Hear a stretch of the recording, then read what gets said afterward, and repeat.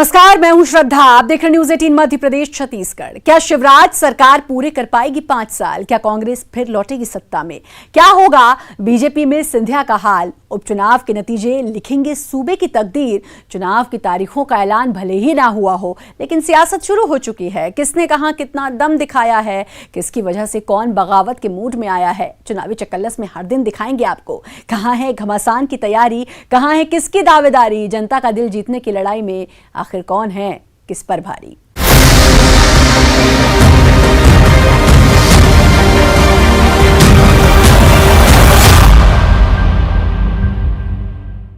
सांची में हाथ मिले दिल मिले कि नहीं?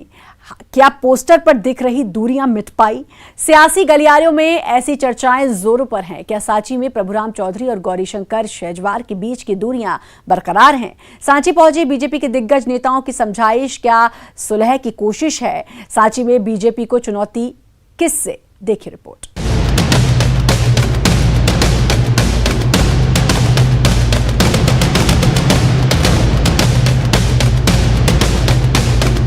क्या सांची विधानसभा सीट उपचुनाव वाली उन सीटों में से है जहां बीजेपी की बड़ी चिंता ये है कि अपने मान जाएं? क्या सांची में प्रभुराम चौधरी और गौरीशंकर शेजवार के बीच की दूरियां बरकरार हैं? चंद महीनों पहले एक दूसरे के बैनर पोस्टर से गायब इन नेताओं की सुलह नहीं हो पाई है? क्या वजह है कि पिछले दिनों सांची विधानसभा सीट पर करोड़ों के भूमि पूजन और शिलान्यास के लिए पहुंचे बड़े नेताओं के भाषण में ये कोशिश दिखाई दी कि जैसे वो इन नेताओं के गिले शिकवे दूर कर रहे हों, मिलकर आगे बढ़ने की समझाइश और मुदित शेजवार को ये भरोसा भी कि तुम्हारे आगे की राह हम तैयार करेंगे। और मुदित बेटा, चिंता मत करना, तुम्हारे आगे की राह मामा शिवराज सिंह चौहान तय करेगा। चिंता करने की कोई जरूरत नहीं है। लोकार्पण कार्यक्रम में पहुंची पूर्व मुख्यमंत्री उमा भारती भी अपने भाषण में प्रभुराम चौधरी और मुदित शेजवार की संभाल करती दिखाई दी। उमा भारती ने तो यहां तक कह दिया कि सांची में एक की जगह 2 विधायक होंगे।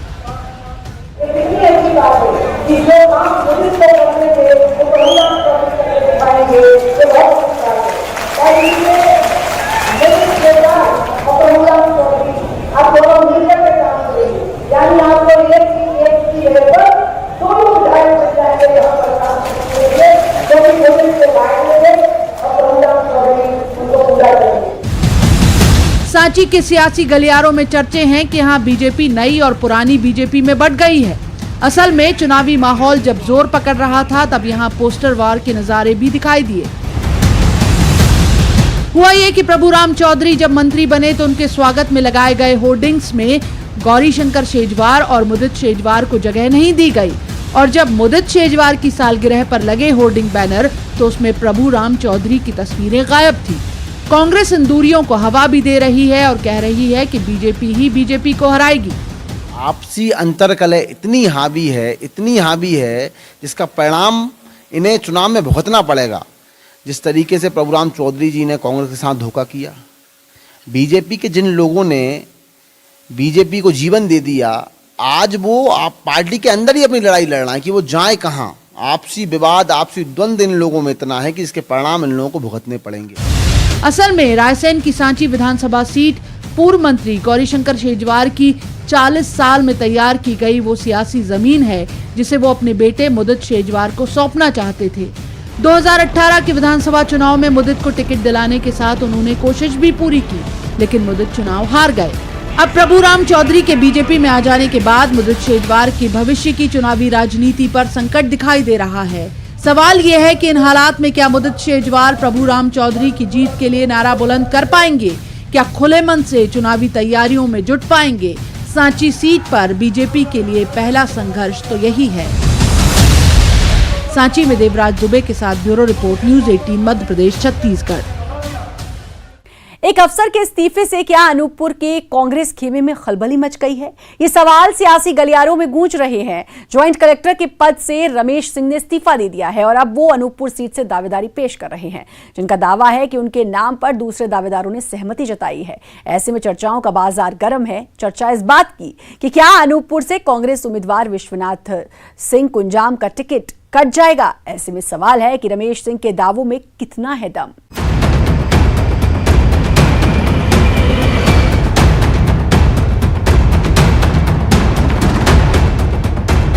अनूपपुर के सियासी दंगल में कांग्रेस खेमे में उस वक्त खलबली मच गई जब एक अफसर रमेश सिंह ने अनूपपुर के चुनावी मैदान में उतरने के लिए इस्तीफा दे दिया, जो कांग्रेस से अनूपपुर सीट के लिए दावेदारी पेश कर रहे हैं, जिस सीट पर कांग्रेस पहले ही विश्वनाथ सिंह कुंजाम के नाम का ऐलान कर चुकी है।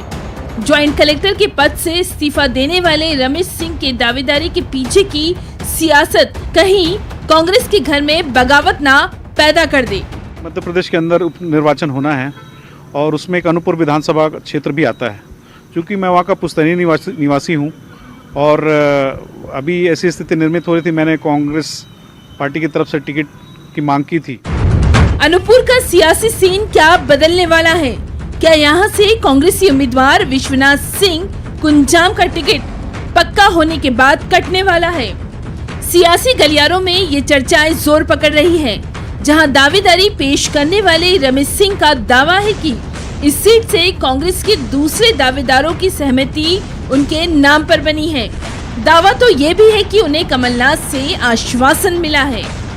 जो उम्मीदवार हैं श्री विश्वनाथ सिंह जी, उनको फाइनल की गई थी, तो जितने और कैंडिडेट थे, उम्मीदवार थे, उन सब लोग कल भोपाल आए थे और भोपाल आकर के अपनी लिखित सहमति दे करके कि रमेश सिंह को अगर टिकट दिया जाता है तो सभी प्रत्याशी रमेश सिंह जी का साथ देंगे और चुनाव जीत करके लाएंगे। 14 साल 4 महीने तक अपनी सेवाएं दे चुके रमेश सिंह अब राजनीति के मैदान में किस्मत आजमाना चाहते हैं, जिनका मन है कि वो अपने गृह जिले अनूपपुर से उपचुनाव में ताल ठोके। सवाल है कि क्या विश्वनाथ सिंह की उम्मीदवारी पर संकट के बादल मंडरा रहे हैं? क्योंकि मेरा अनूपपुर गृह जिला है और गृह जिला में काम करने की टीस मेरे अंदर हमेशा बनी रहती थी और इस सेवा में रह करके आगे मैं अनूपपुर की जनता की सेवा नहीं कर पा रहा था। तो इस दृष्टिकोण को ध्यान में रखते हुए मैंने सोचा उचित होगा कि त्यागपत्र दे करके अनूपपुर की जो जनता है उनकी सेवा करूं।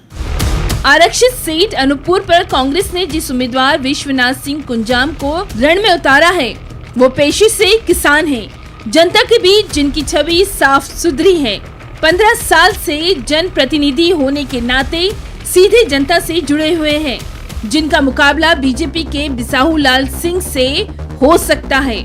चाहे बात कांग्रेस के उम्मीदवार की हो या फिर बीजेपी के संभावित उम्मीदवार की, दोनों ही राजनीति के मंजे हुए खिलाड़ी हैं। सभी ने मिल करके हमारे नाम की सहमति दी है और हमने कल माननीय कमला जी से मिल करके वो सहमति पत्र पेश किया है और उनसे निवेदन किया है कि इस टिकट को पुनर्विचार करें और उन्होंने आश्वासन दिया है कि हाँ ठीक है, हम देखते हैं। इन चर्चाओं के बीच कांग्रेस ने एक ट्वीट जारी कर इन सारे कयासों पर विराम लगा दिया, जिसमें कहा गया कि अनूपपुर के उम्मीदवार विश्वनाथ सिंह के नाम पर कोई पुनर्विचार नहीं हो रहा है, न ही होगा। अब सवाल ये कि रमेश सिंह के दावे में कांग्रेसी दावेदारों की जो समर्थन की बात कही गई है, आखिर वो कितनी सच है? क्या अनूपपुर में चुनावी मैदान से पहले कांग्रेस के घर में दावेदारों ने बिछा दी है सियासी चौसर? अनूपपुर से राजनारायण द्विवेदी और भोपाल से मनोज राठौर के साथ bureau report, news 18 Madhya Pradesh Chhattisgarh. चुनावी चकल्लस में अभी सियासत के कई दांव देखे जाने बाकी हैं। करिए सिर्फ थोड़ा सा इंतजार, हम हाजिर होते हैं इस छोटे से ब्रेक के बाद।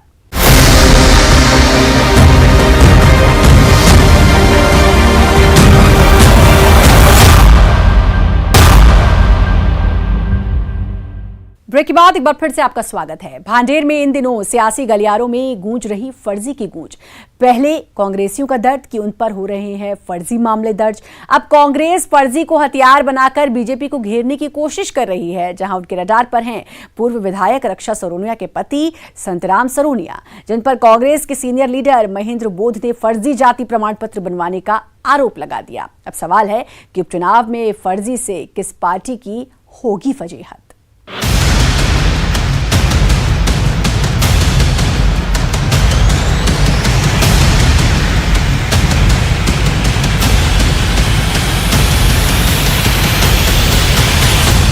भांडेर में इन दिनों बवंडर मचा हुआ है और इस सियासी बवंडर में घूम रहा है फर्जी फर्जी फर्जी। आखिर फर्जी की ये कौन सी सियासी अर्जी है? अब भांडेर में ये कौन सा फर्जी का खेल शुरू हो गया? तो इस खेल की सबसे ताजा तस्वीर देखिए, जहां कांग्रेस के आरोपों के राडार पर है भांडेर से पूर्व विधायक रक्षा सरोनिया के पति संतराम सरोनिया।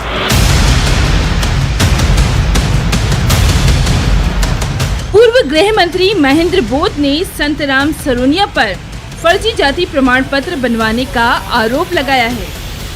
अरे संतराम सरोनिया जिसकी पत्नी चुनाव लड़ रही है, 420 के मुकदमे में केस रजिस्टर्ड है, क्यों गिरफ्तार नहीं कर रहे हैं? कांग्रेस के सीनियर लीडर महेंद्र बोध दस्तावेजों से सबूत पेश कर रहे हैं। पूर्व गृह मंत्री महेंद्र बोध का आरोप है कि संतराम सरोनिया का जाति प्रमाण पत्र फर्जी है। एसडीएम के दायरा रजिस्टर में कहीं दर्ज नहीं है। आरोप तो ये भी है कि राजनीतिक दबाव में प्रशासन कोई कार्रवाई नहीं कर रहा। जो आगामी अक्टूबर-नवंबर में विधानसभा चुनाव हो रहे हैं, ये राज्य शासन की तैयारी है कि हम लोग चुनाव ना लड़ सके ना लड़ा सके, इसलिए अभी तक केसों में फंसा दो कि ना लड़ सके। वहीं इस आरोप को सिरे से खारिज कर रहे हैं संतराम सरोनिया, जिनका दावा है कि उनका जाति प्रमाण पत्र फर्जी नहीं है, बस दायरा रजिस्टर में दर्ज नहीं है, जिसे वो लिपीय त्रुटि बता रहे हैं। यदि फर्जी प्रमाण पत्र है मेरा, तो ये भी नहीं बताया कि मेरा फर्जी प्रमाण पत्र है। मेरा बताया कि केवल आपके दायरा पंजी में दर्ज नहीं है, तो दायरा पंजी दर्ज करने का काम लिप की त्रुटि होती है, तो ये कहीं सिद्ध नहीं है कि मेरा फर्जी है। फर्जी जब होता है कि जब मैं तहसीलदार के साइन स्वयं बना लेता। इस बवंडर के खेल में फर्जी के नाम पर सबसे पहली सियासत तब गरमाई थी जब दतिया में कांग्रेस ने आरोप लगाया था कि कांग्रेसियों पर फर्जी मुकदमे दर्ज हो रहे हैं। फिर इसके बाद कांग्रेसियों की गांधीगिरी सामने आई थी। इस फर्जी मुकदमे और दूसरी मांगों के साथ भूख हड़ताल पर बैठ गए थे कांग्रेसी।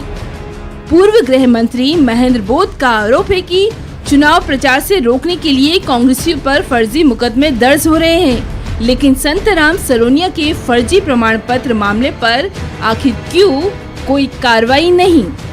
जो आगामी अक्टूबर-नवंबर में विधानसभा चुनाव हो रहे हैं, ये राज्य शासन की तैयारी है कि हम लोग चुनाव ना लड़ सके ना लड़ा सके, इसलिए अभी तक केसों में फंसा दो कि ना लड़ सके। अरे संतराम सरोनिया जिसकी पत्नी चुनाव लड़ रही है, 420 के मुकदमे में केस रजिस्टर्ड है, क्यों गिरफ्तार नहीं कर रहे हैं?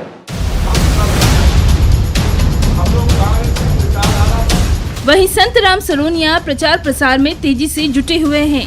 ऐसे में सवाल है कि क्या जाति प्रमाण पत्र का मुद्दा इस उपचुनाव में तूल पकड़ सकता है? आरक्षित सीट भांडेर पर आखिर इस फर्जी पर चल रही सियासत का क्या असर होगा? दतिया से अशोक शर्मा के साथ bureau report, news 18 Madhya Pradesh Chhattisgarh. Nepanagar की सीट पर जंगल कटाई क्या बड़ा चुनावी मुद्दा हो सकता है?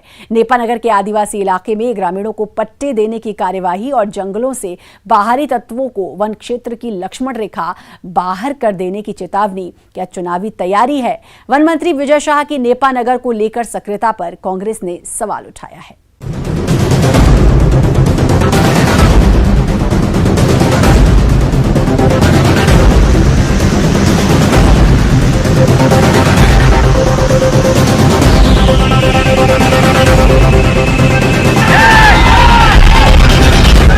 बुरहानपुर की नेपानगर सीट पर क्या जंगल कटाई इस उपचुनाव का सबसे बड़ा चुनावी मुद्दा होगा? नेपानगर पहुंचे वन मंत्री विजय शाह का अफसरों को निर्देश कि 15 दिन के भीतर दिसंबर 2005 के पहले से जमीन पर काबिज ग्रामीणों को पट्टा दिया जाए और जंगलों से बाहरी तत्वों को 7 दिन के भीतर बाहर किया जाए। ये चेतावनी भी कि अगर ऐसा नहीं हुआ तो प्रशासन फिर अपने ढंग से कार्रवाई करेगा। क्या नेपानगर में इलेक्शन मोड है ये मंत्री जी का? क्या ये नेपानगर के सबसे जरूरी मुद्दे पर निगाह है सरकार की? जो वास्तविक जिनको पट्टे के हकदार है दिसंबर 2005 के पहले के, वो 1 महीने नहीं, हमने 15 दिन कहा है। 15 दिन के अंदर अंदर आप जितने भी दिसंबर 2005 के पहले हकदार हैं उनको पट्टे का वितरण कर दें और जो सामूहिक दावे हैं उनका भी निराकरण कर दें। लेकिन कुछ लोग यहाँ पे जानकारी मिली है गुमराह कर रहे हैं, अतिक्रमण कर रहे हैं, जंगल को काट रहे हैं और यहाँ के स्थानीय आदिवासियों के साथ वो मारापीटी तक करने पे उतारू हैं। उनको भी हमने 5-7 दिन का टाइम दिया है। कलेक्टर एसपी के साथ हमारी बात हुई है, डीएफओ के साथ बात हुई है कि जो जंगल को बर्बाद कर रहे हैं और नए अतिक्रमण करके वो सुधर जाएं और अपना जो कुछ है अतिक्रमण तत्काल वहाँ से छोड़े, और नहीं तो फिर उन पर भी हम कठोर कार्रवाई करेंगे। लेकिन जो वास्तविक हकदार पट्टे के हैं उनको 15 दिन के अंदर पट्टे हम दे देंगे। सर, कई माफियाओं द्वारा क्या नाम से फॉरेस्ट अधिकारियों पर भी हमले किए जा रहे हैं, इसको रोकने के लिए आप? मैंने कहा ना कि हमने गंभीरता से बात करी है, उनकी सुरक्षा, उनका प्रोटेक्शन, जंगल का और कर्मचारियों का भी, इस पर गंभीरता से बात हुई है। चूँकि अभी ऐसे कुछ कहना मेरे लिए ठीक नहीं होगा, लेकिन हम आपको वादा करते हैं जंगल का प्रोटेक्शन और वनवासियों का प्रोटेक्शन और हमारे फॉरेस्ट कर्मचारियों का प्रोटेक्शन भी हम लोग ईमानदारी से। नेपानगर विधानसभा उपचुनाव के ठीक पहले वन मंत्री के इस दिशा निर्देश पर कांग्रेस ने कड़ी आपत्ति जताई है। कांग्रेस निष्पक्ष चुनाव नहीं होने की आशंका जता रही है और कह रही है कि इसकी शिकायत चुनाव आयोग से की जाएगी।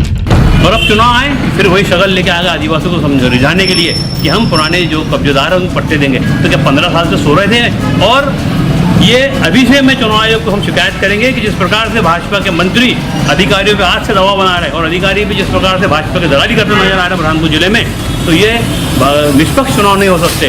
तो मैं मंत्री से कहूँगा, पुराने नेता हो, वरिष्ठ हो, आपको ये बातें शोभा नहीं देती कि आप जो है अधिकारियों को दबाव बनाए, अधिकारियों को धौस देने का काम करें, तो ये ठीक नहीं है। असल में इस इलाके में आदिवासियों की लंबे समय से मांग रही है कि वन कटाई रोकी जाए। जाहिर है उपचुनाव के माहौल में आदिवासियों को भी लग रहा है कि मांग को अंजाम तक पहुंचाने का यही सही वक्त है। ये जो अंधाधुंध जो कटाई हो रही है, इसको कौन रोकेगा और ये कैसे रुकेगा और इसको कौन कटवा रहा है? ये पट्टे के लालच में अंधाधुंध कटाई हो रही है। जो नए भी दावेदार है वो भी अपना दावा प्रस्तुत करके और जंगल के अंधाधुंध कटाई कर रहे हैं। इसको रोकने का प्रयत्न किसी द्वारा हो नहीं रहा और कौन रोकेगा, कैसे रुकेगा, ये कैसे बचेगा? मेरा आपसे एक ही क्वेश्चन है। अब सवाल ये है कि नेपानगर में जंगल कटाई का ये मुद्दा सियासी दलों में आरोप प्रत्यारोप तक सीमित रह जाएगा या हल तक पहुंचेगा।